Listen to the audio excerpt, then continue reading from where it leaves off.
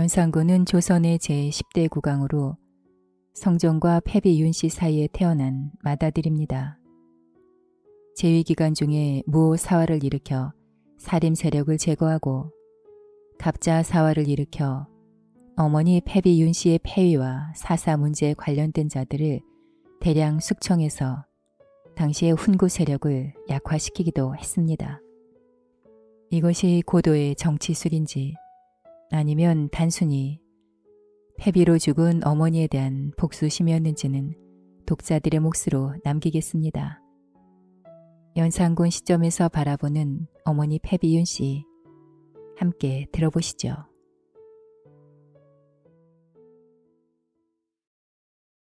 할마마마이신 인수대비는 20살의 나이에 남편인 의경세자가 사망해 과부가 되었다. 남편인 의경세자의 동생 해양대군이 세자 위에 오르자 할마마마는 궁궐에서 나와야만 했다. 한때 세자빈으로 왕비를 꿈꾸었던 할마마마에게 남은 건 두 아들 월산군과 자산군밖에 없었다. 아버지 없이 자라 모자란다는 말을 들을까봐 할마마마는 아이들이 작은 실수만 해도 엄하게 꾸짖었다. 오죽하면 시부모인 세조대왕과 정의왕후 내외가 할마마마를 폭빈이라 불렀을까. 할마마마는 자신에게도 엄격했다. 아녀자로서는 드물게 열심히 학문을 익혀 한문과 유교 경전에 능통했다. 연려, 여교, 명감, 소학 등에서 아녀자의 덕목과 관련된 부분을 발췌 엮은 내훈을 손수 편찬하기도 했다. 할마마마는 야망이 큰 분이었다. 남편 의경세자의 죽음으로 중존의 꿈을 접어야만 했지만 아들을 왕으로 만들기 위한 노력을 멈추지 않았다. 훗날 성종대왕이 되는 둘째 아들 자산군과 한명회의 넷째 딸을 혼인시킨 것도 왕위를 노린 한 수였다. 궁궐 안에서 살 때는 새벽닭이 울기도 전에 일어나 시부모인 세조대왕과 정의왕후의 수라상을 직접 챙겼으며 궁궐 밖으로 나와서는 아들 둘을 데리고 왕위 결정권자인 시어머니 정의왕후를 자주 찾아가 친밀한 관계를 유지했다. 세조대왕과 정의왕후는 엄한 며느리 밑에서 언제나 기죽어 지내는 손주들을 안타까워하며 자유롭게 대했다. 세조대왕은 자산군을 내 아들이라며 아꼈고 정의왕후는 월산군을 우리 아들이라 부르며 껴안아 주시곤 했다. 세조대왕의 뒤를 이어주기 위한 예조대왕이 1년 2개월 만에 갑작스럽게 승하한 후 할마마마의 둘째 아들 자산군이 즉위한 것은 모두 할마마마의 오랜 노력 덕분이었다. 종법에 따르면 당시 자산군보다 왕위 계승 서열이 앞선 사람이 2명이나 있었지만 왕위 결정권자인 정의왕후는 자산군을 선택했다. 내가 생각컨대 임금의 자리는 잠시 동안이라도 비워둘 수 없는데 예종대왕과 안순왕후의 아들인 제한대군은 바야흐로 포대기 속에 있고 의경세자의 맏아들 월산군 이정은 본디부터 질병이 많다. 자산군 이열은 비록 나이는 어리지만 세조께서 매양 그의 기상과 도량을 일컬으면서 태조에 견주기까지 했다. 그러니 그로 하여금 예종의 상주가 되게 하는 것이 어떻겠는가. 여러 이유를 들었지만 사실 자산군이 왕위에 오른 것은 정의왕후와 한명회의 밀약에 따른 것이었다. 정의왕후는 한명회의 도움으로 수렴청정을 안정적으로 하고 싶어 했고 한명회는 사위를 왕으로 만들어 권세를 유지하고 싶어 했다. 자상군은 생부인 의경세자가 아니라 작은 아버지가 되는 예종의 아들로 입적해 왕위를 이었다.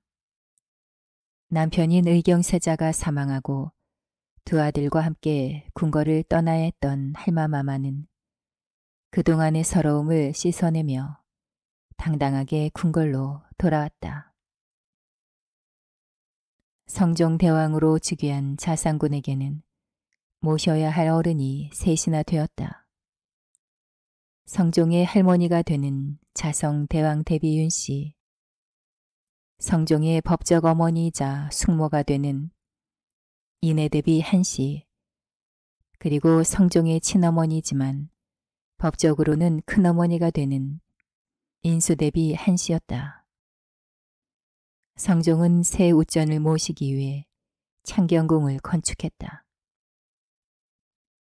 정의왕후의 수렴청정을 거쳐 친정을 시작한 나의 부왕 성종께서는 뛰어난 정치 감각으로 백성들의 신뢰를 얻었다. 왕실도 백성들도 편안한 태평성대였다. 아바마마의 장남인 나는 아바마마의 제2계비인 정현왕후를 나의 생모로 알고 자랐다. 하지만 어린아이에게도 본능적인 직감은 있었다. 나와 정현왕후 사이에는 진성대군과 정현왕후 사이에 흐르는 끈끈하고 농밀한 감정이 결핍되어 있었다. 정현왕후는 늘 깍듯하고 공손하게 나를 대했다.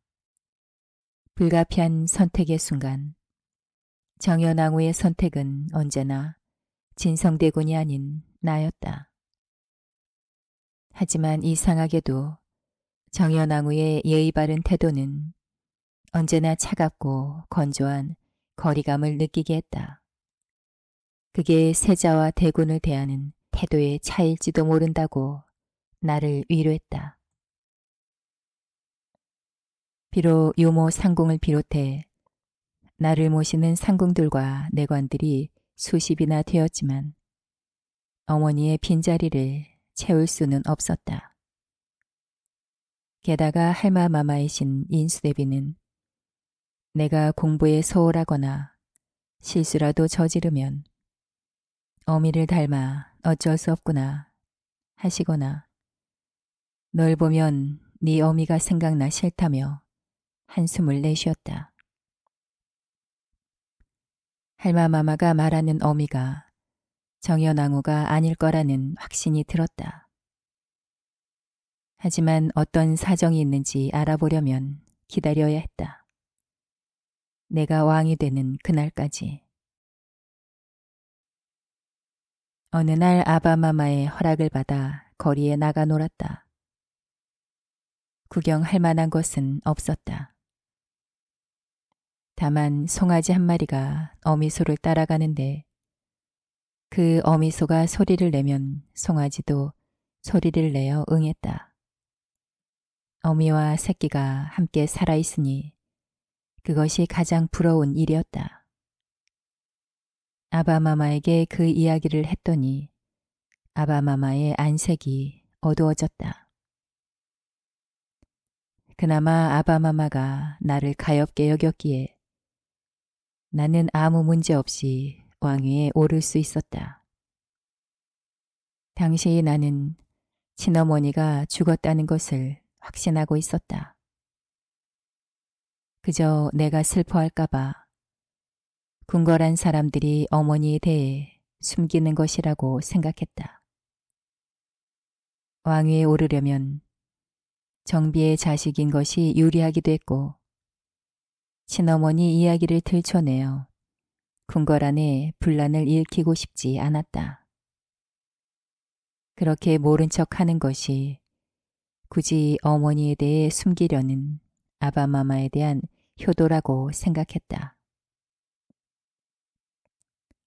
아바마마이신 성종대왕이 돌아가신 후 나는 아바마마의 능에 묻을 지석의 초안을 보고 이상해서 승지를 불렀다. 지석이란 죽은 사람의 이름과 생몰 연도, 행적 등을 적어서 상석과 능상 사이에 묻는 돌을 말한다. 그런데 지석에 내가 전혀 알지 못하는 이름이 적혀 있었다. 판봉 상시사 윤기견이란 어떤 사람이냐? 혹시 영돈 영부사 윤호를 잘못 쓴 것이 아니냐? 당황한 승지들은 서로 바라만 보았다. 이는 실로 패비 윤씨의 아버지인데 윤씨가 왕비로 책봉되기 전에 죽었습니다. 그제야 내 어머니가 패비가 된 후 죽었다는 것을 알았다. 그날 밥 한 술도 넘기지 못했다. 도대체 얼마나 대단한 죄를 지었기에 원자를 낳고도 패비가 되었단 말인가. 하지만 이때까지도 단순히 어머니가 패비되어 병을 앓다가 돌아가신 줄로만 알고 있었다. 나는 어머니에 대해 알고 싶어 기록을 뒤지고 상궁들과 내관들을 추궁했다. 성종대왕의 첫 번째 부인이었던 한명회의 따님 공예왕후 한씨는 몸이 약한 데다 혼인 후 6년이 지났는데도 임신을 하지 못했다. 신하들은 간택후궁을 뽑자는 청을 올렸다. 어머니는 봉상 10판사 유기견과 고령 신씨의 딸로 성종의 간택후궁으로 입궁했다. 당시 어머니는 19살이었다. 공예왕후는 후궁들에게 줄옷을 손수 장만에 하사하실 정도로 투기와는 거리가 먼 분이었다. 얼마 후 공예왕후는 병 때문에 친정집으로 옮겨 거처하다가 잠시 병이 나아져 궁으로 되돌아왔으나 결국 세상을 떠났다. 아바마마는 간택령을 내리지 않고 후궁 중에서 한 명을 승격시키기로 결정했다. 어머니보다 석 달 늦게 간택 후궁으로 들어온 파평 윤씨 가문 출신의 수기 윤씨는 강력한 경쟁자였다. 수기 윤씨의 부친 윤호는 자성 대왕 대비 윤씨의 친척이면서 인수 대비의 인척이기도 했다. 하지만 수기 윤씨는 간택 당시 12살로 어린 나이였고 그 아버지 윤호는 자신의 권력을 이용해 부를 축적해 문제가 된 적도 있었다. 권력을 움켜쥐고 수렴 청정까지 했던 자성 대왕 대비 윤씨였지만 아바마마의 고집은 꺾을 수 없었다. 아바마마는 이미 나를 임신한 어머니를 왕비로 원했다. 고니가 오랫동안 비어있으니 내가 위호를 정해 위로는 종묘를 받들고 아래론 국모를 삼으려고 하는데 수기윤 씨는 주상께서 중히 여기는 바이며 나의 의사도 또한 그가 적당하다고 여겨진다. 윤 씨가 평소에 허름한 옷을 입고 검소한 것을 숭상하며 일마다 정성과 조심성으로 대했으니 대사를 위촉할 만하다.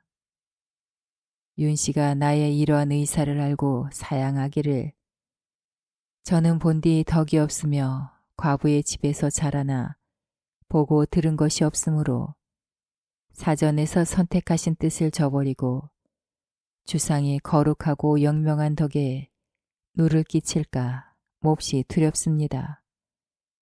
라고 하니 내가 이러한 말을 듣고 더욱더 그를 현숙하게 여겼다.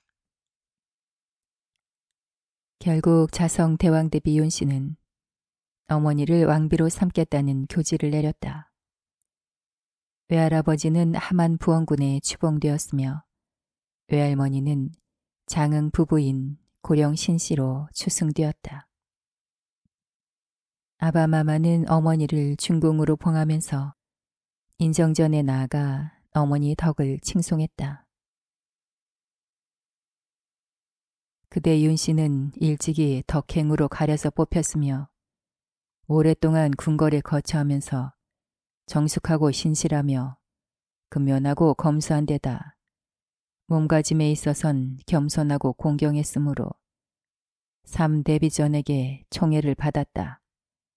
이에 예법을 거행해 왕비로 책봉한다. 하지만 아바마마는 어머니가 나를 낳은 지 100일도 되지 않아 대신들을 모아놓고 어머니를 배출하고 싶다는 말을 꺼냈다. 중전은 투기가 심해 내가 총애하는 후궁을 죽이기 위한 사수를 몰래 쓰기 시작했다. 후궁들의 처소로 가는 길목에 죽은 사람의 뼈를 묻어두면 후궁들이 그것을 밟고 다니다 죽는다는 민간의 비방인 송장 방사였다. 하지만 그 사술이 실패하자 다른 길을 모색했다. 부왕의 후궁인 수기 권씨 집에 누군가가 엄문 편지를 던졌는데 소용 정씨와 수기 엄씨가 중궁과 원자를 해치려고 한다는 내용이었다. 처음엔 소용 정씨가 진짜로 원자를 해치려 하는 줄 알았다. 그러나 소용 정씨가 임신 중이므로 해산한 뒤에 국문하려고 했다. 그런데 하루는 내가 중궁에 침수해서 종이로 막아놓은 쥐구멍을 발견했는데 쥐가 나가자 종이가 눈에 띄었다. 혹시나 해서 쥐구멍에 있는 종이를 가져다 맞춰보았더니 수기 권씨의 집에 던져진 엄문 편지의 종이와 같았다. 이에 수기 권씨의 집에 던져진 엄문 편지가 중전이 후궁들을 투기해 모함하려고 꾸민 짓이라는 것을 알았다. 또한 작은 상자가 있는 것을 보고 열어보려고 하자 중궁이 숨겼다. 내가 중궁이 세수하러 간 사이 열어보았더니 작은 주머니에 비상이 묻은 꽃감이 들어있었다. 그리고 아들을 낳지 못하게 하는 방법, 반신불수가 되게 하는 방법, 저주구슬하는 방법 등을 적은 방향서도 있었다. 지금 바야흐로 사랑을 받고 있는데도 하는 일이 이와 같은데 혹시 조금이라도 뜻대로 되지 않는 일이 있다면 어찌 이보다 지나친 일이 있지 않겠는가. 자성 대왕대비, 즉 정의왕후와 인수대비도 교지를 내려 패비를 주장했다. 어머니 몸종 3월이는 모진 고문에 결국 문제가 되는 업문 편지를 썼다고 자백했다. 큰 글자는 제가 썼고 작은 글자는 사비가 썼습니다. 방향서는 전국 성형감 이길분의 첩에서 얻은 것으로 사비가 베껴 썼습니다. 비상은 대부인께서 작은 버드나무 상자에 넣어 석동을 시켜 내게 준 것을 친잠례 때 중전마마께 전해드렸습니다. 아바마마는 어머니를 배출할 수 없다면 비느로 강등시켜야 한다고 주장했다. 하지만 신하들은 비느로 강등시키면 종묘와 명나라에 고해야 하는데 그 이유가 불확실하다며 반대했다. 실은 나 때문이었다. 원자마마를 생각하시옵소서. 예로부터 투기하지 않는 부인은 없었습니다.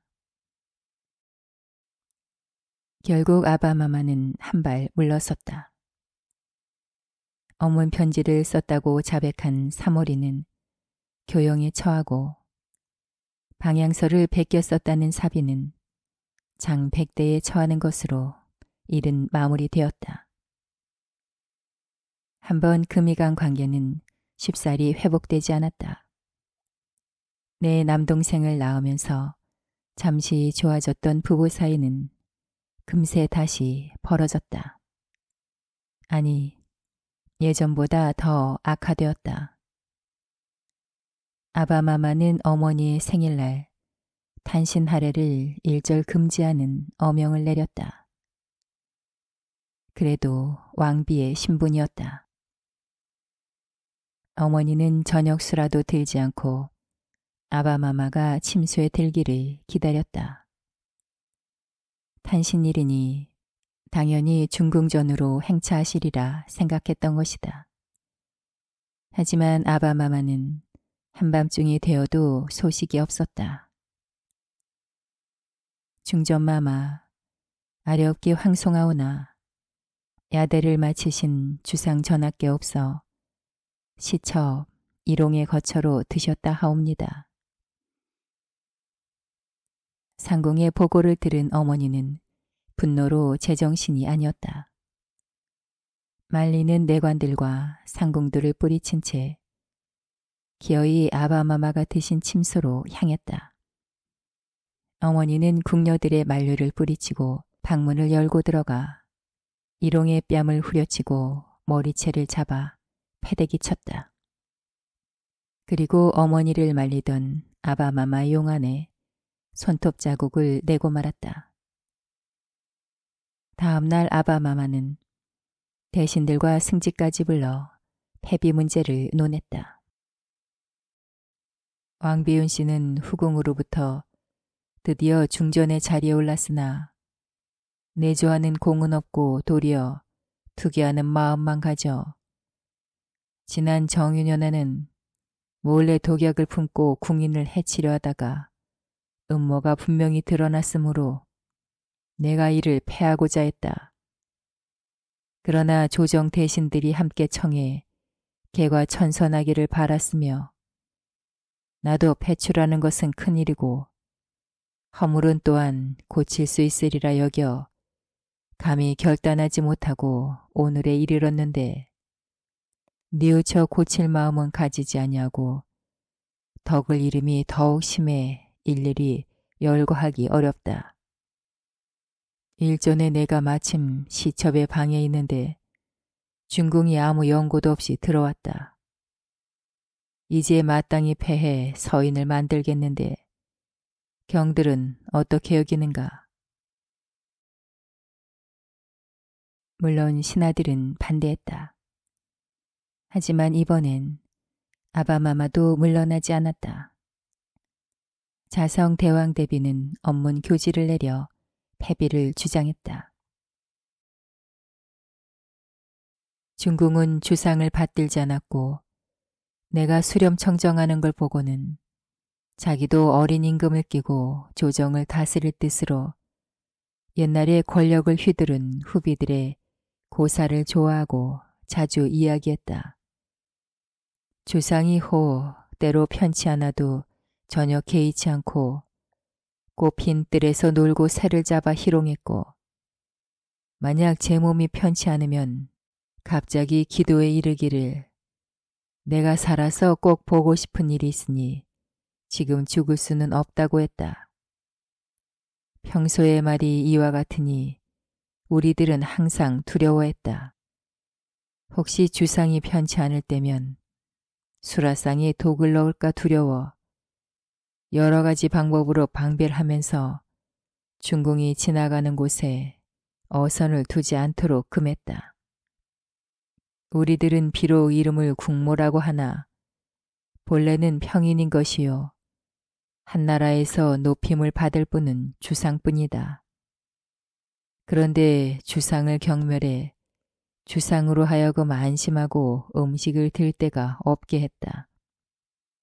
또한 우리가 비록 부덕하지만 옛 현명한 왕비의 일을 인용해 가르치며 바른말로 책망을 하면 중전은 손으로 턱을 고이고 성난 눈으로 노려보았다. 지금에 와서 이와 같이 결단한 것은 다시 허물을 고칠 가망이 없기 때문이다. 자성 대왕 대비는 대신들에게 어머니가 소용 정씨의 방에 던졌다는 저주 인형까지 내보이며 패비를 주장했다. 대신들이 쉽게 물러나지 않자 아바마마는 어머니의 치부를 드러내지 못해 안달했다. 중전의 일은 여러 경들에게 말하는 것조차 진실로 부끄러운 일이라 하겠다. 그러나 일이 매우 중대하므로 말하지 않을 수가 없다. 지금 중궁의 소위는 길게 말하기가 어려울 지경이다. 중전은 내가 조회를 마치고 와도 자고 있고 나와 식사 도중 국그릇을 엎어 용포를 더럽힌 적도 있다. 내 발자취를 없애버리겠다고 협박했으며 죽을 때 치는 휘장을 가리키며 저것이 너의 집이다라고 소리 지르기도 했다. 상복을 입는다면서 여름철에도 항상 흰옷을 입었다. 또한 궁녀들에게도 누구든 상감을 모시는 날은 나에게 죽는 날이다라고 협박을 했다. 이런 중전의 언행 때문에 나는 가위에 눌리고 악몽까지 꾼다. 성균관 유생 65명이 원자를 낳은 중전의 폐출은 옳지 않다는 상소를 올리기도 했지만 아바마마의 결심은 확고했다. 어머니는 결국 생일 다음 날 폐위되어 작은 가마를 타고 궁의 후문으로 쫓겨났다. 갈 곳은 외할머니의 집뿐이었다. 아바마마는 처음에는 형제들도 방문하지 못하도록 했지만 대신들의 읍소에 형제들의 방문은 허락했다. 어머니는 궁에서 쫓겨난 지 열흘 만에 궁궐에 있던 젖먹이 아들이 죽었다는 소식을 접하고는 피눈물을 흘렸다고 한다. 폐위까지 하고도 어머니에 대한 아바마마의 증오심은 식지 않았다. 어머니의 친정집에 도둑이 들어 그나마 남아있던 살림살이를 모조리 훔쳐갔을 때도 신하들이 담을 높이 쌓는 등 방비책을 세우자 했지만 아바마마는 반대했다. 자기가 방비를 제대로 하지 않아 도둑을 맞았는데 어찌 이웃 주민들을 괴롭히겠는가. 도둑을 맞았다고 담을 쌓아주자면 한양에서 도둑 맞은 집은 다 나라에서 담을 쌓아주어야 한단 말인가. 국가에서 이미 도적을 체포하라는 명령을 내렸으니 잡게 되면 마땅히 그 죄를 다스리지만 어떻게 집집마다 따로 엄금을 베풀겠는가. 어머니가 살고 있는 다 쓰러져가는 초가집에는 연기조차 나지 않을 때가 많았다. 이를 염려한 신하들은 계속 상소를 올렸다. 패비윤 씨를 별궁에 두어 조석 걱정을 하지 않게 해 주시옵소서. 아바마마는 상소를 올린 신하들을 감옥에 가두어 버렸다.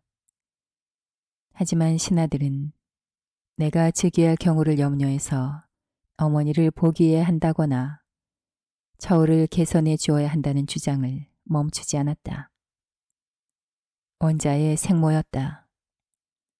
복이나 처우 개선에 대한 상소를 올리지 않았다는 이유로 내가 즉위했을 때 충성심을 의심받을 수도 있었다. 어머니가 폐위된 후 대신들의 복이 상소와 처우 개선에 대한 상소는 끊임없이 계속되었다. 하지만 대신들의 바람과는 달리 상소가 올라올 때마다 어머니에 대한 아바마마의 원한은 커지기만 했다. 어머니가 살아있다면 신하들의 상소는 그치지 않을 것이고 혹시 내가 즉위했을 때 큰 문제가 될 수도 있었다. 그렇게 고민하기를 3년. 마침내 아바마마의 참을성은 바닥이 났다. 아바마마는 친정을 시작하면서부터 왕권 강화를 위해 노력했다. 삼사를 통해 기존의 기득권 세력을 견제하고 새로운 세력을 키워 자신의 편으로 만들고 싶어 했다. 아바마마는 신하들에게 좌지우지되는 상황을 견딜 수 없어 했다. 결국 아바마마는 왕권 강화를 위해 어머니를 희생양으로 삼기로 했다. 아바마마는 대신들을 모두 선정전에 불러 모았다. 윤 씨가 흉엄하고 악역한 것을 이루 다 말할 수 없다. 당초에 마땅히 죄를 주어야 하겠지만 우선 참으면서 개과천선하길 기다렸다. 이제 원자가 점차 장성하는데 사람들의 마음이 이처럼 안정되지 아니하니 오늘날은 비록 염려할 것이 없다고 하지만 후일의 근심을 이루 다 말할 수 있겠는가. 결국 아바마마는 좌승지 이세자에게 명해 어머니를 그 집에서 사사하게 하고 우승지 성준에게 명해 이 뜻을 3대비전에 아뢰게 했다. 그리고 주서 권주로 하여금 전의감에 가서 비상을 가지고 가게 했다. 어머니가 사사되자마자 나의 외숙들은 곤장 100대를 맞은 뒤 윤구는 장흥, 윤우는 거제, 윤후는 제주로 유배되었다. 그리고 외할머니 신씨는 어머니 염장이 끝난 후 장흥에 유배되었다. 이듬해 나는 어머니 사사 덕분에 무사히 세자 위에 오를 수 있었다. 나의 생모가 사사되었기에 신하들은 내가 세자가 되는 것에 대해 흠을 잡을 수 없었다. 아니, 신하들은 차라리 세자의 생모가 죽은 것을 다행으로 여겼다. 나는 어머니를 희생해서 내가 즉위했다는 죄책감에 잠이 들 수 없었다. 하지만 어머니의 죄는 너무나 명백하고 확실했다. 그만큼 어머니의 죄는 자세히 기록되어 있었다. 나는 7거지악 중 가장 나쁜 것이 투기라고 생각했다. 여염집의 아낙네도 아니고 국모라면 만백성의 모범이 되어야 할 터인데 어머니가 후궁들을 모함하고 저주하기 위해 쓴 갖가지 방법들은 조악하고 난잡스러워 내가 부끄러울 지경이었다. 게다가 아녀자 주제에 지아비가 일어났는데도 자고 있고 지아비에게 대들고 용안에 상처를 냈다니 도무지 이해할 수가 없었다. 만약 나의 왕비가 어머니처럼 굴었다면 나도 당연히 패출하고 사사했을 터였다. 아무리 그 죄가 중하고 명백하다고 하나 왕의 어머니였다. 어머니의 복권은 나의 권위를 세우는 일이었다. 나는 외할머니 장흥 부부인 신씨와 외숙부들을 석방하고 외숙부 윤구를 정삼품 당하관사 복시 첨정에 임명했다. 그리고 어머니를 왕으로 복권시키는 일을 추진했다. 하지만 사림에서는 4,500년간 패비윤씨 문제는 논외에 붙인다 라는 선왕의 유지를 이유로 들어 패비 복권을 반대했다. 아바마마는 어린 시절 할마마마 때문에 엄격하게 공부했던 것이 너무 싫었던지 내 교육은 13살이나 되어서 시작하셨다. 그래서 내가 즉위했을 때는 준비가 많이 부족한 상태였다. 대신들과의 토론에서는 항상 내가 밀렸다. 차라리 무력으로 해결하는 것이 낫겠다는 생각으로 어떻게 하면 복위 문제에 반대하는 살인파를 제거할 수 있을까 고민하고 있을 때 김일손의 사초를 보게 되었다. 세조대왕의 정통성에 의문을 제기하고 세조대왕의 왕위 찬탈을 비판하는 내용이었다.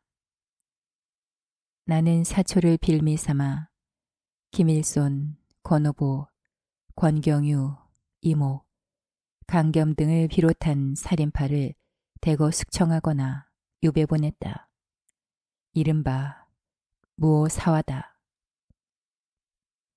하지만 무오사와의 피바람이 불고 나서도 어머니의 복권은 쉽지 않았다. 즉위 10년 어느 봄날, 임사옹이 외할머니와 함께 입궁했다. 외할머니는 들고 오신 보자기를 내 앞에 풀어놓았다. 피로 붉게 든 적삼이었다. 전하의 어머니인 우리 소아의 피 묻은 적삼입니다. 소아의 한을 풀어주실 분은 전하밖에 없습니다. 소아는 사약을 가지고 온 이쇠자가 자신을 궁으로 부르러 온 줄 알고 반갑게 맞이해 줄 정도로 순진하고 어리숙한 아이였습니다. 사약을 받으라는 어명에 소아는 매일같이 입던 소복을 화려한 중전복으로 갈아입고 단숨에 사약을 들이켰습니다. 그것이 원자마마를 위하는 길이라면서요. 소아는 피를 토하면서도 원자마마께서 훗날 보위에 오르시면 이 적삼으로 원통함을 전해달라 했습니다. 또한 임금의 능행길 옆에 장사 지내 임금의 행차라도 보게 해달라고 유언했습니다.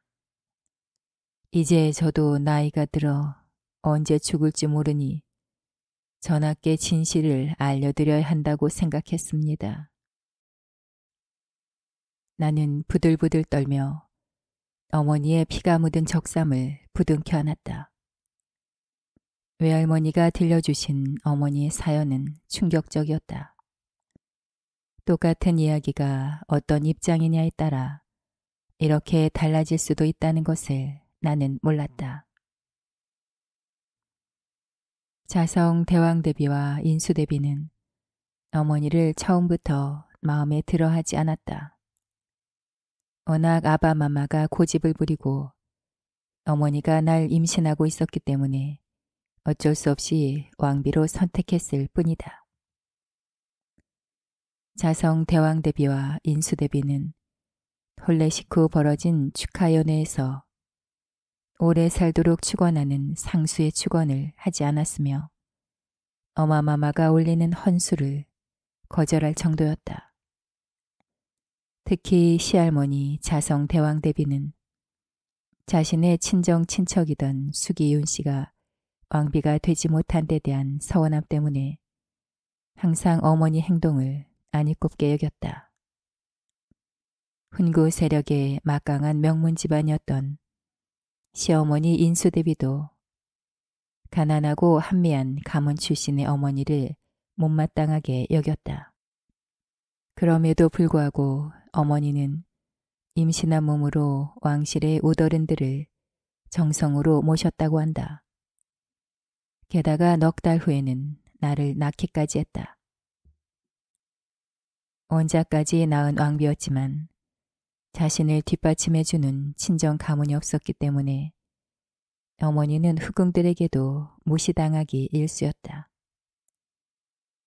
자성 대왕대비와 인수대비는 사사건건 어머니와 수기윤 씨를 비교했다. 그리고 말끝마다 가난한 과부의 딸이라며 어머니를 못마땅히 했다. 훗날 결국 정연왕으로 책봉되어 나의 양어머니가 되는 수기윤 씨의 집안은 파평윤 씨 가문이었다. 자성 대왕대비의 아버지와 수기윤 씨의 증조부가 사촌지간이었다. 또한 인수대비의 외숙모도 파평윤 씨였다. 소영정 씨는 초계정 씨로 역시 명문가의 여식이고 소영엄 씨는 영월엄 씨로 소영정 씨와는 소꿉친구이며 부유한 중인 집안의 여식이었다. 후궁들 대부분이 권세 있거나 부유한 집안의 여식들이었고 중전이 되길 원했으므로 어떻게든 어머니를 몰아내려 애썼다. 게다가 웃전들이 어머니를 무시하니 후궁들도 어머니를 은근히 모욕하고 멸시했다. 어머니가 의지할 곳은 아바마마밖에 없었다. 하지만 아바마마는 어머니가 내명부의를 고하면 말이 많다며 무시하기 일쑤였다. 원자인 나를 위해서라도 아바마마는 어머니의 말을 잘 들어주었어야 했다. 하지만 아바마마는 성군이라는 공식적인 평가와 달리 개인적으로는 여색을 탐하는 호색한 일 뿐이었다. 공식적인 후궁만 17명에 자녀가 16남, 12녀였던 것만 보아도 알 수 있다. 아바마마는 민심을 살피기 위해 야행을 자주 했는데 실은 규방에 드나들기 위해 야행을 즐겼다는 소문도 있다. 오죽하면 장안에 아바마마가 어우동과 어울렸다는 소문이 파다할 정도였다. 아바마마가 어우동을 극형에 처한 것도 그런 소문을 잠재우기 위해서였다. 함경도 영흥의 유명한 기생인 소춘풍을 궁궐에 불러들여 후궁으로 삼으려 했지만 소춘풍에게 거절당해 뜻을 이루지 못한 적도 있었다. 아바마마의 총애까지 식어가자 자성 대왕대비와 인수대비는 더욱더 어머니를 무시했다. 예로부터 친잠이란 백성에게 양잠의 중요성을 인식시키고 이를 널리 장려하고자 하는 의식으로 내 외명부가 모두 함께하는 가장 큰 행사 중 하나였다. 친잠과 친잠 후에 열리는 연회는 왕비의 권위를 세울 수 있는 공식적인 기회였기에 왕비들이 신경을 가장 많이 쓰는 행사이기도 했다. 그런데 자성 대왕대비와 인수대비는 어머니에게 친잠 후 연회를 생략하라고 명했다. 왕비가 되어 처음으로 맞는 친잠내였다. 어머니는 나를 낳고 산후조리도 제대로 못한 몸으로 우전들의 허락을 얻기 위해 몇 번이나 비굴하게 빌어야 했다. 자성 대왕대비와 인수대비는 자신들의 반대에도 불구하고 기어이 연회를 열고 싶다고 우기는 어머니를 못마땅하게 여겼다. 두 우전이 어머니를 미워해서 아바마마께 매일 불평과 불만을 일삼으니 아바마마의 마음도 식어갔다. 어머니에 대한 아바마마의 총애가 식자 후궁들은 내명부 수장인 어머니를 깔보고 어머니의 명도 무시하기 시작했다. 결국 어머니가 그리도 노력해 주최한 친잠에 수경 정씨는 산후조리를 핑계로 나오지 않았다. 어머니가 나무라자 수경 정씨는 오히려 왕자를 낳은 것도 죄랍니까?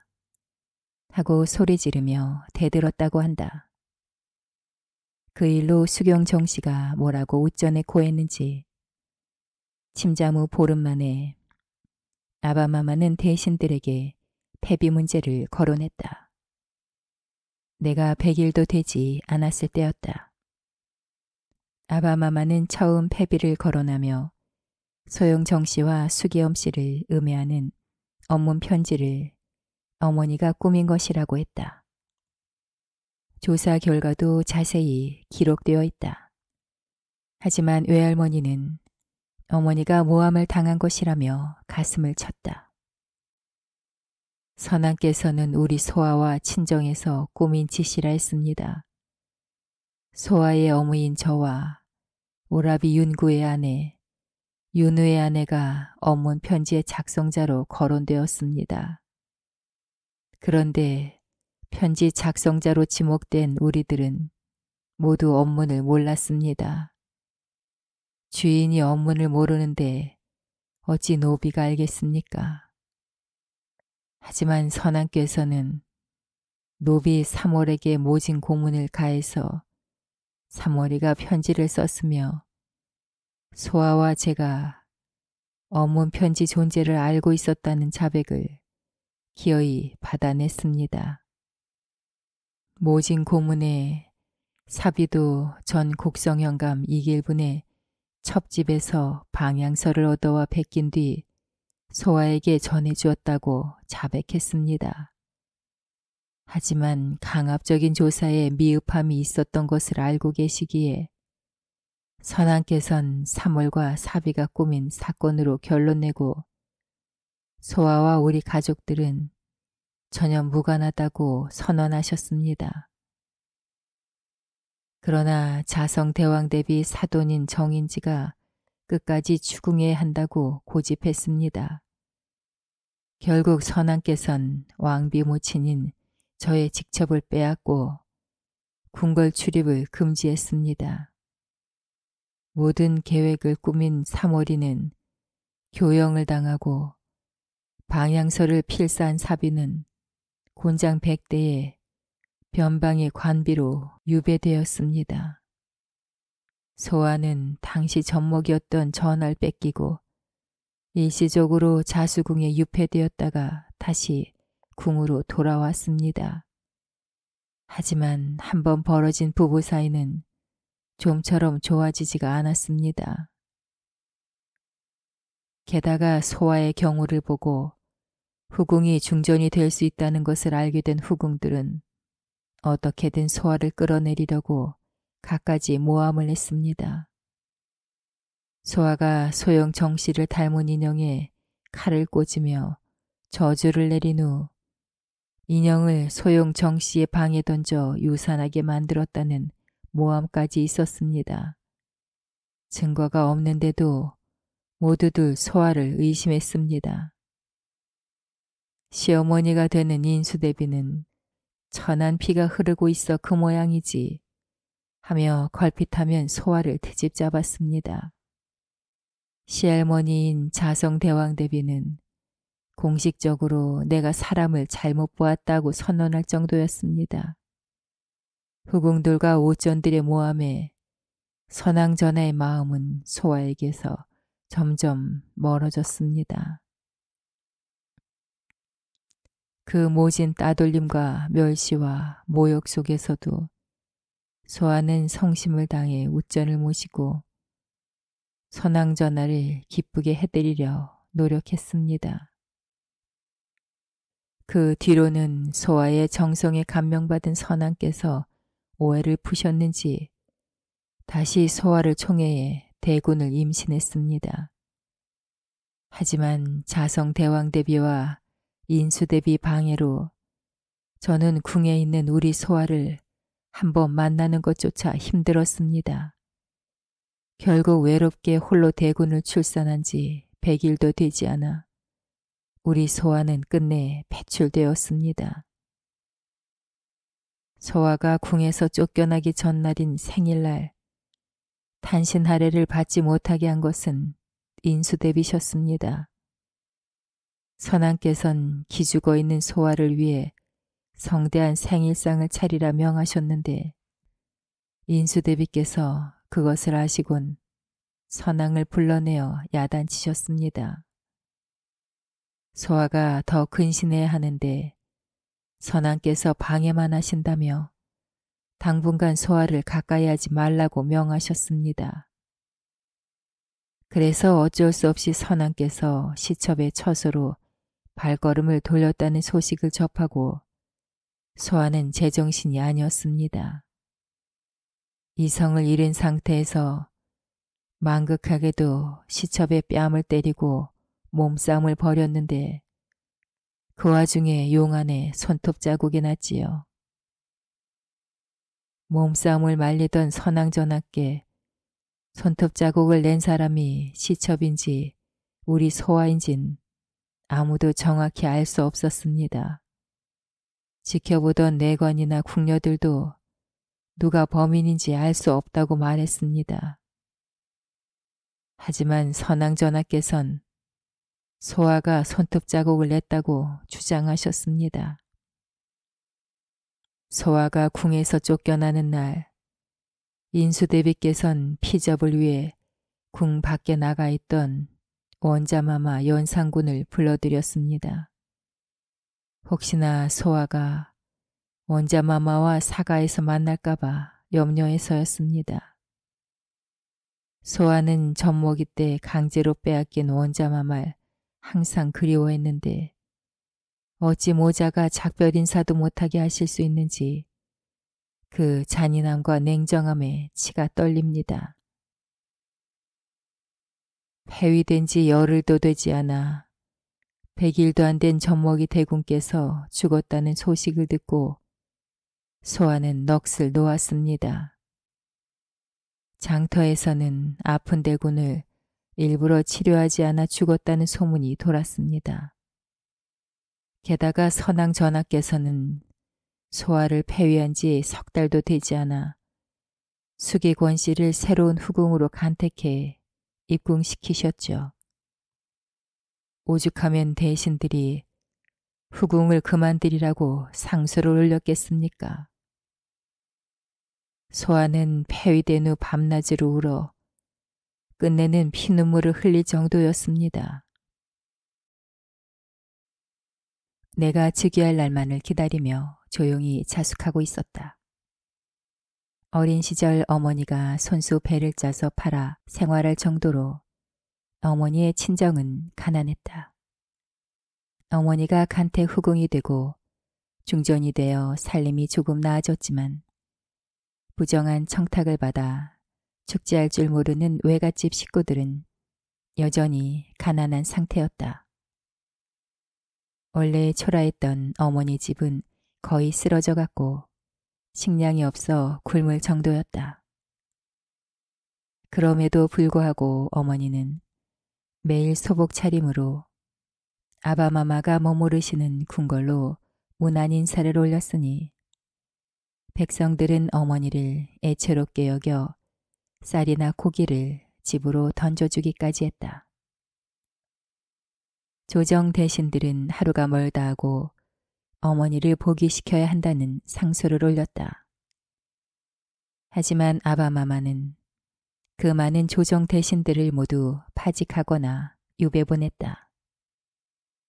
그런데 3년이 지나도록 백성들과 신하들 사이에서 동정 여론이 식지 않자 아바마마도 흔들리기 시작했다.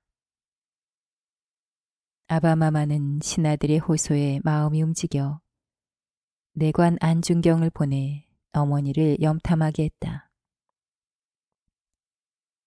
내관 안중경은 내수사에서 장만한 물건들을 가지고 어머니를 찾아갔다. 어머니는 반색을 하며 아바마마의 핫사품을 받아들고 절까지 한 후 상에 놓았다. 근신하면서 매일 내가 저지른 죄를 반성하고 나를 살려주신 주상 전하의 은혜에 감사하고 있네. 매일 정화수를 떠놓고 주상 전하의 만수무강을 위해 기도하고 있다고 전하시게. 하지만 자성 대왕 대비와 인수 대비, 수기엄 씨, 수경 정 씨는 내관 안중경을 매수해 거짓을 고하게 했다. 매일같이 머리를 곱게 빗고 화장하면서 예쁘게 단장하고 자신의 잘못을 조금도 후회하는 빛이 없었습니다. 내수사에서 보낸 음식도 독약이 든 것이라며 먹지 않았습니다.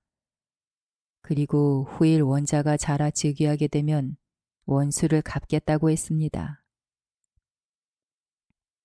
아바마마는 내관의 말을 철석같이 믿었다. 그리고 자성 대왕 대비와 인수 대비의 사사 주장을 받아들였다. 그렇게 어머니는 허망하게 돌아가셨다. 어머니는 내가 생각했듯이 단순한 투기로 돌아가신 것이 아니었다. 원자를 낳은 왕비에게 자신들이 가진 권력을 빼앗기고 싶지 않았던 자성 대왕 대비와 인수 대비의 권력욕과 후궁들의 투기로 인한 모함이 어머니를 죽게 만들었다. 나는 어머니의 피 묻은 적삼을 움켜쥐고 어머니 한을 풀어드리리라 결심했다. 하지만 복수는 쉽지 않았다. 아무런 이유 없이 대신들을 죽일 수는 없었다.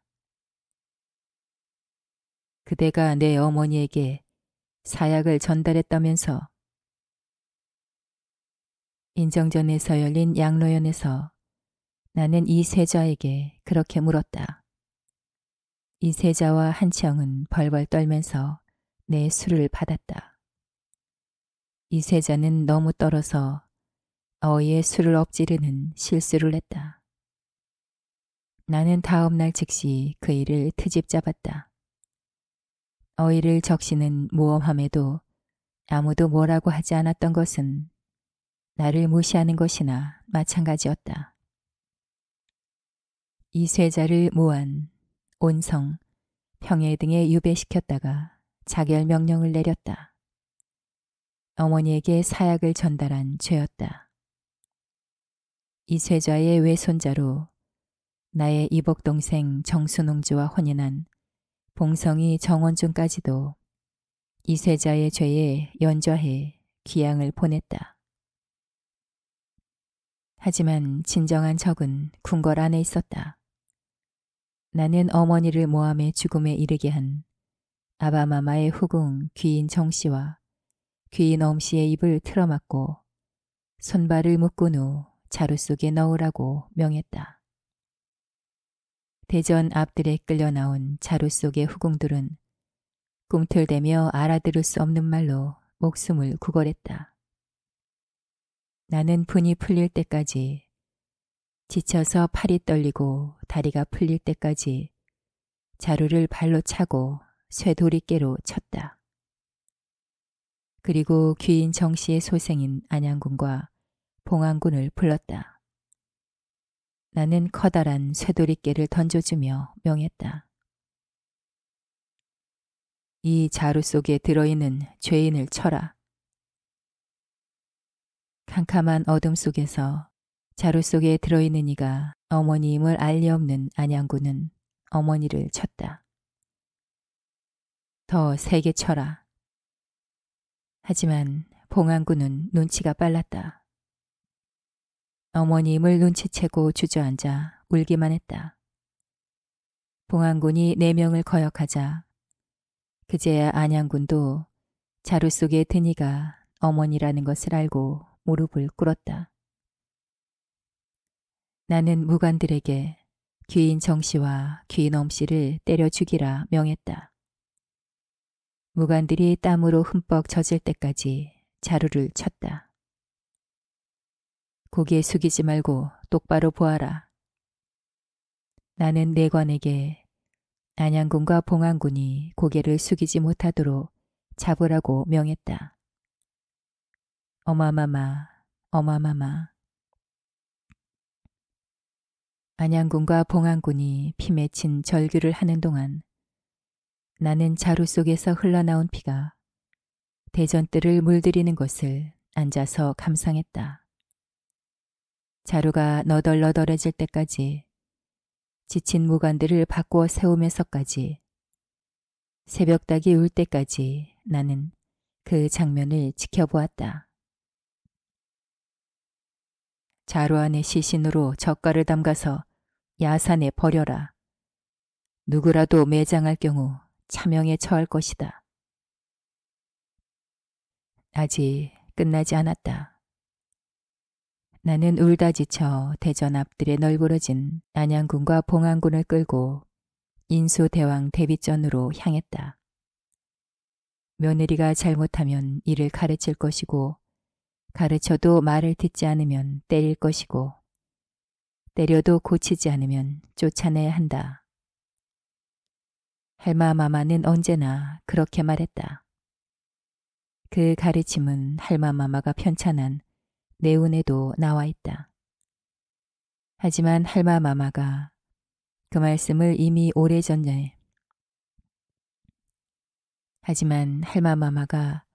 그 말씀을 이미 오래전에 실천하셨을 줄은 몰랐다. 할마마마는 대전뜰에서 벌어진 사건에 대해 들었는지 새벽녘에도 잠들지 않고 있었다. 나는 안양군의 손에 술병을 쥐어주며 따르라고 명했다. 이것은 대비의 사랑하는 손자가 드리는 술잔이니 받으시오. 할마마마는 안양군이 강제로 따르는 술잔을 받았다. 사랑하는 손자에게 하사하시는 것은 없습니까? 할마마마는 비꼬아 묻는 내게 배 두 피를 내렸다. 당시 할마마마는 노안으로 병석에 누워 계신 상태였다. 하지만 내 머릿속에는 억울하게 돌아가신 어머니밖에 없었다. 도대체 왜 내 어머니를 죽이셨습니까? 나는 울부짖으며 고함을 질렀다. 패비의 일은 100년간 말하지 말라 하셨던 선왕의 유지를 잊으셨습니까? 할마마마는 일어서서 꾸짖으며 내 팔을 붙잡았다. 나는 할마마마를 뿌리쳤다. 서슬퍼런 내 손길에 뒤로 넘어지는 할마마마를 부축하기 위해 상군과 내관이 끼어들었다. 에잇, 주상, 주상. 할마마마는 바닥에 엎어져서도 나를 불렀다. 하지만 난 뒤돌아 나왔다. 그곳에 있다가는 할마마마까지도 해칠 것만 같았다. 얼마 후 할마마마는 68세를 일기로 승하했다. 할마마마의 장례 문제로 나는 또 조정 대신들과 힘겨루기를 해야만 했다. 인수 대왕 대비는 실제로 왕비에 오른 적이 없으니 제사를 왕이나 왕비의 격식이 아니라 그보다 한 단계 아래인 왕세자나 왕세자빈의 격식으로 치르자는 내 말에 대신들은 들고 일어났다. 결국 인수 대왕 대비의 장례는 왕후의 격식으로 치러졌다.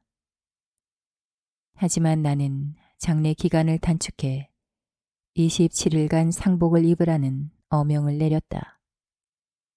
하루를 1개월로 계산하는 여궐지제였다. 상제 기간 동안 왕이 국사를 돌볼 수 없으므로 조정의 국사를 위해서 국상기간을 단축시키는 일은 예전에도 있었다. 하지만 나의 양어머니 자순대비 윤씨는 내가 인수 대왕대비를 뵐 면목이 없다며 한탄했다. 할마마마가 돌아가신 마당에 나는 더 이상 겁나는 것이 없었다. 나는 귀인 정씨 아들 안양군과 봉안군을 유배 보냈다가 사약을 내렸고 귀인 정씨 소생의 정예옹주와 귀인 엄씨 소생의 공신옹주는 패서에 나고 유배 보냈다. 또한 한총인을 비롯한 인수 대왕 대비의 친척들에게도 죄를 뒤집어 씌워 유배 보내거나 노비로 삼았다. 나는 어머니의 폐위에 앞장섰거나 보기에 반대했던 대신들에게 무자비한 복수를 시작했다. 무오사화로 살인파를 제거했지만 아직도 내 정치와 사생활에 대해 이러쿵저러쿵 짓거리는 건방진 인간들이 많았다. 국고가 비어 공신들에게서 공신정과 노비를 몰수하려 하자 공신들은 감히 나에게 향락을 자제하라는 상소를 올렸다. 나는 이번 기회에 살인파와 훈구파를 모두 제거하기로 마음먹었다. 김굉필, 최부, 윤필상, 이국균, 성준, 권주, 이주. 매일 죽는 사람이 생겼다. 한명회처럼 이미 죽은 사람은 관을 깨부수고 시신의 목을 베는 부관 참시를 했다. 남효온, 정창손, 정여창, 한치영, 어세겸, 심회, 이파. 매일매일 관을 깨부수는 소리가 울렸다. 이른바 갑자사화였다. 나는 복수만 하지 않았다.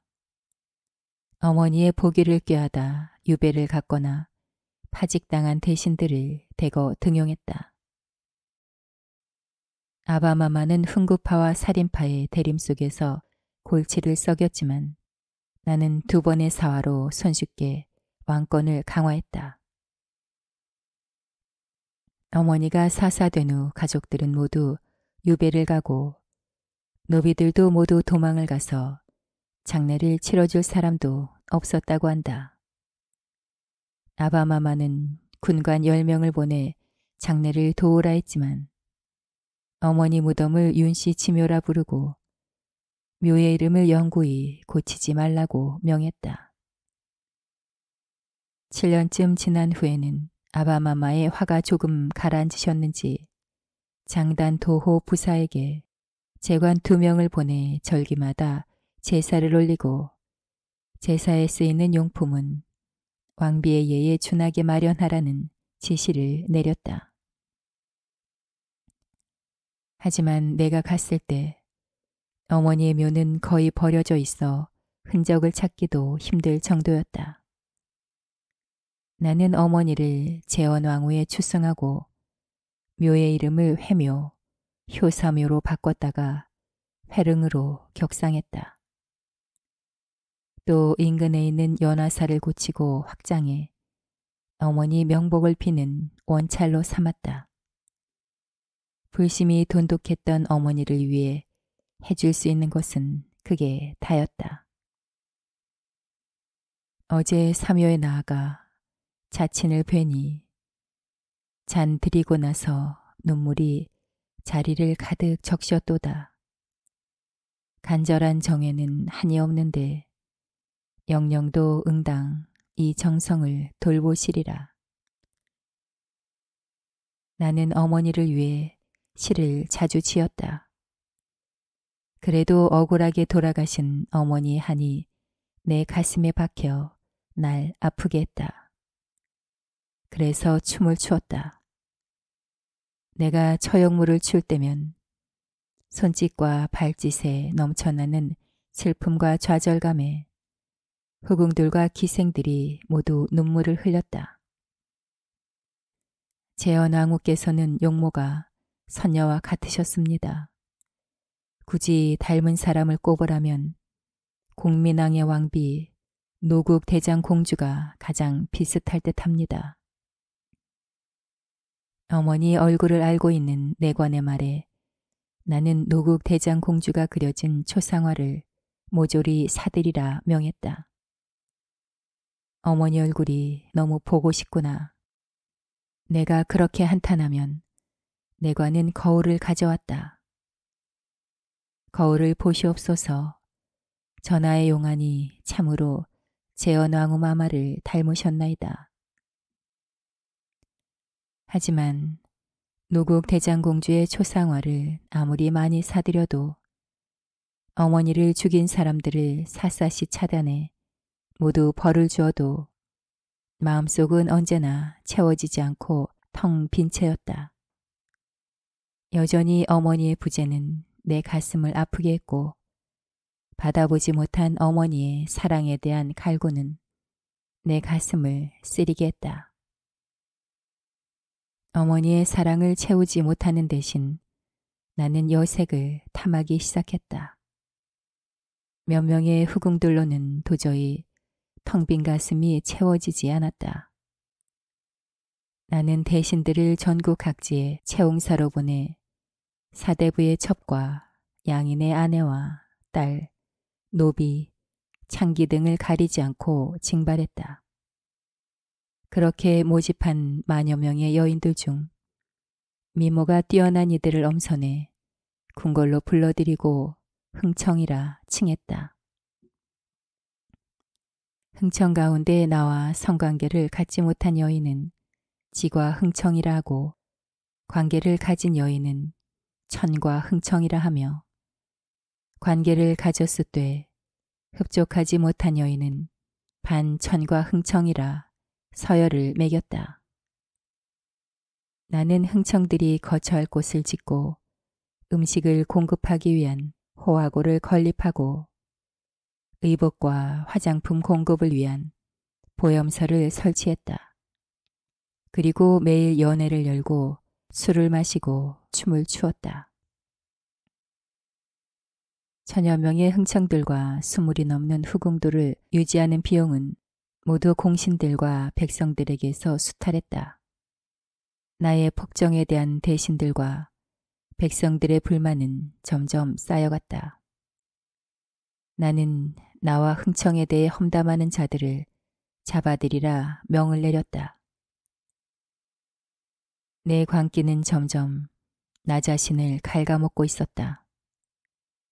하지만 나 자신을 제어할 수 없었다.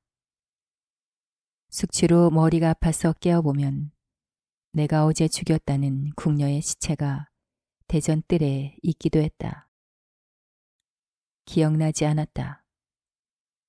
슬기운에 벅차올라 칼을 들고 춤을 추다 내관의 목을 벤 적도 있었다. 후회하지 않았다. 차라리 가슴속으로 끓어오르는 이 광기가 완전히 나를 압도해 나 자신을 잊어버리고 싶었다. 요즘 들어 대신들의 기미가 심상치 않았다. 어쩌면 이러다 반정이 일어날 수도 있었다. 하지만 상관없었다. 내 어머니를 죽게 만들었던 권력에 대한 욕심 따위는 내게 없었다. 그저 이렇게 하루 종일 술에 취해 노닥거리며 모든 것을 잊고 싶었다. 모든 것이 허무했다. 인생은 초로와 같아서 만날 때가 많지 않은 것을. 나는 술에 취해 풀피리를 불다 말고 시를 읊었다. 나도 모르게 눈물이 흘렀다. 다른 궁녀들은 멀뚱히 그런 나를 바라보기만 하는데 장눅수와 수경 전씨만 나와 함께 흐느껴 울었다. 나는 그들의 등을 어루만지며 한숨을 내쉬었다. 지금 태평한 지 오래이니 어찌 불의의 변이 있겠냐마는 만약 병고가 있게 되면 너희들은 반드시 면하지 못하리라. 그리고 아흘의 후 중종 반정이 일어났다. 나는 강화도에 유배되었다가 다시 교동도로 이배되었다. 반정 세력들은 나를 죽이려 갖은 노력을 했지만 강화 유수의 도움으로 몇 차례의 독살 위기를 넘길 수 있었다. 유배지에서도 나는 술에 취해 흐느적거렸다. 죽음의 위협 따위는 겁나지 않았다.